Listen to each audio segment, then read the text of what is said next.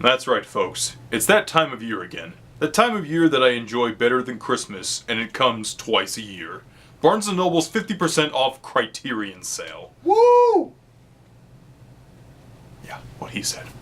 Generally with this sale, I try to get the most bang for my buck. So I try to get gigantic box sets, or, yeah, I don't know, the dual format packaging. What is dual format exactly? Well, dual format is basically where you have the Blu-ray and the DVDs in the same package. Essentially, that's a fancy way of saying the combo pack. But what are so special about Criterion's combo packs, or dual format? Well, most of these main studio titles like Pacific Rim or Man of Steel, they include the bonus features on the Blu-ray, but they don't include them on the DVD. The DVD is basically bare bones. On the Criterion dual format, or their combo pack, they'll have the bonus features not only on the Blu-ray, but they'll also have all those bonus features on the DVD as well. So for example, this edition of Fantastic Mr. Fox that's behind me has one Blu-ray and two DVDs, with all content available on both formats. So I have the movie on both DVD and Blu-ray, as well as all of the supplemental content, which is awesome.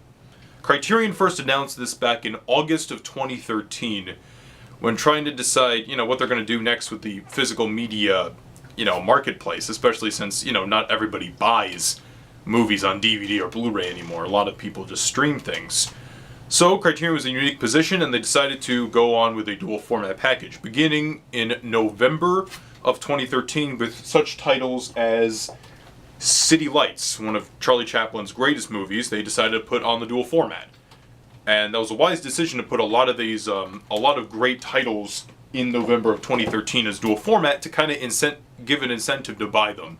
Things like the gigantic Zatoichi The Blind Swordsman box set, which I got for $120. 25 films on DVD and Blu-ray. A Criterion set for $120 is not bad.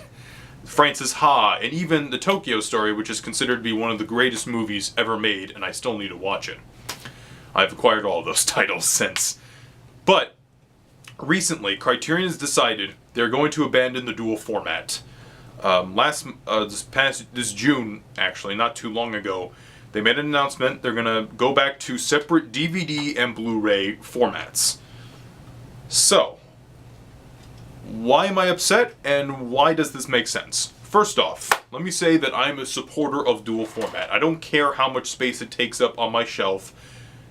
I like it. I don't mind it. It's not, there's already some titles that are like this thick anyway that aren't, dual format, so I don't see what the whole big deal is, honestly. Some people are honestly just complaining about that.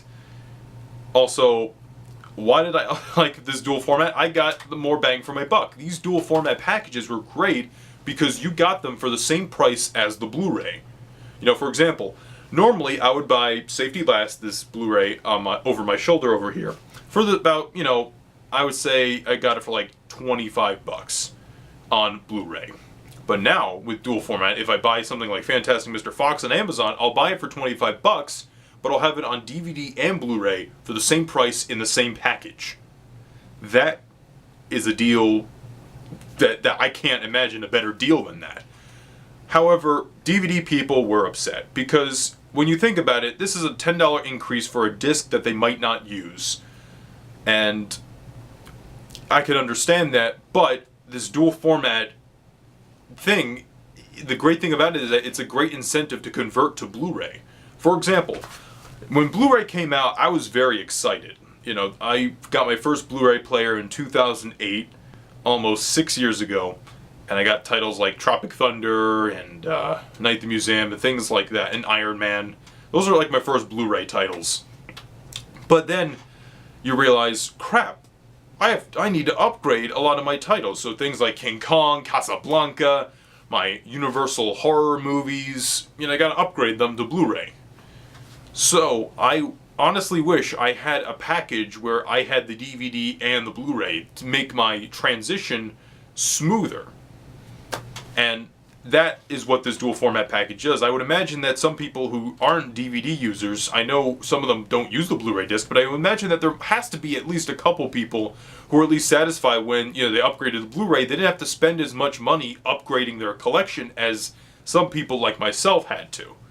So I think the dual format, for me, was a great value for people who bought Blu-ray, people who have stuck with the Blu-ray format like myself. It's also a great incentive to upgrade to Blu-ray for people who are just still in, DVD mode, which I understand because DVD you can transport it easier and all that stuff. Which is why the dual format makes sense, because you can watch the Blu-ray at home, but you can take the DVD anywhere.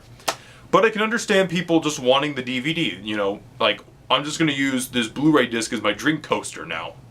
To me, that's offensive because the Blu-ray disc is amazing, but I can understand their perspective. So, at the end of the day, I'm still going to buy Blu-ray. I'm going to buy Blu-ray, but I'm upset that Criterion is abandoning the dual format because they're backpedaling a bit. They're taking away something of great value to people like myself and other Blu-ray enthusiasts, but now they're just kind of almost degrading it a little bit. Those are my thoughts on Criterion abandoning the dual format. What are your thoughts? Comment below and just share your thoughts, because I think this is a really interesting topic. And if you like more topic videos like this, please let me know. Thank you, guys.